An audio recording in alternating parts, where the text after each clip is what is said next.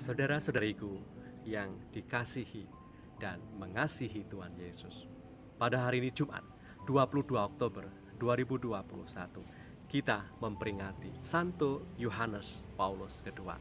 Menu sabda kita hari ini dari Injil Suci menurut Lukas bab 12 ayat 54 sampai 59. Mari kita siapkan hati kita untuk mendengarkan firman-Nya. Sekali peristiwa, Yesus bersabda kepada orang banyak, "Apabila kamu melihat awan naik di sebelah barat, segera kamu berkata akan datang hujan, dan hal itu memang terjadi. Dan apabila kamu melihat angin selatan bertiup, kamu berkata, hari akan panas terik, dan hal itu memang terjadi. Hai orang-orang munafik, rupa bumi dan langit kamu tahu menilainya.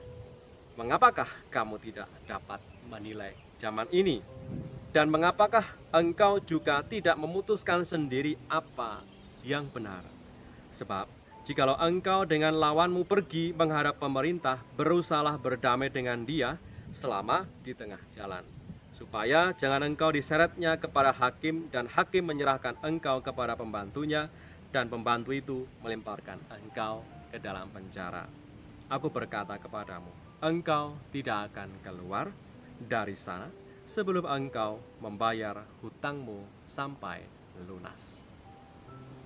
Demikianlah sabda Tuhan. Terpujilah Kristus.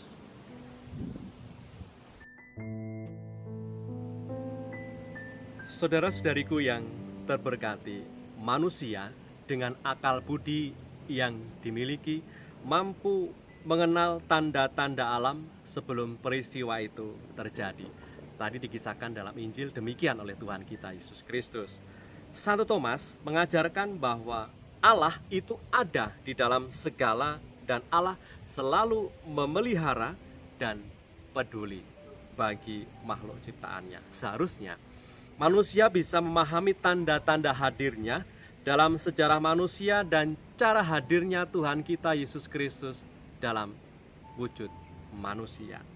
Sehingga Tuhan kita Yesus Kristus hari ini menantang para pendengarnya pada waktu itu untuk membaca tanda dan mengenali hadirnya Allah lewat karya mukjizat yang pernah dilakukannya dan sabda yang penuh wibawa yang disampaikan oleh Tuhan dalam pengajaran-pengajarannya. Saudara-saudariku yang terberkati, ini adalah saat yang baik untuk berani berubah dari cara pandang biasa dan lama.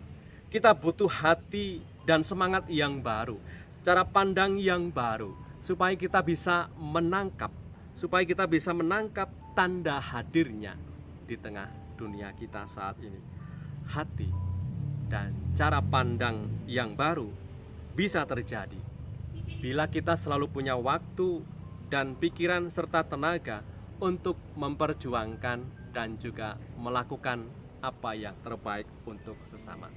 Sehingga hidup ini bukan sekedar tentang saya dan tercukupinya kepentingan dan kebutuhanku, tetapi adakah waktu dan hati untuk juga mau memikirkan yang terbaik untuk sesama. Marilah berdoa.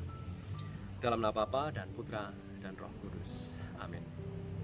Allah Bapa yang Maha Rahim, Engkau telah mengangkat Santo Yohanes Paulus II sebagai pemimpin gerejamu di dunia. Semoga sesuai dengan yang telah diajarkannya, kami senantiasa membuka hati bagi karya penebusan seluruh umat manusia dalam diri Yesus Kristus Putramu, dengan pengantaran Kristus Tuhan kami, yang hidup dan berkuasa bersama Engkau dalam persekutuan Roh Kudus sepanjang segala masa. Amin. Berkatalah yang Maha Kuasa turun atas kita semua, Bapa, Putra, dan Roh Kudus. Amin.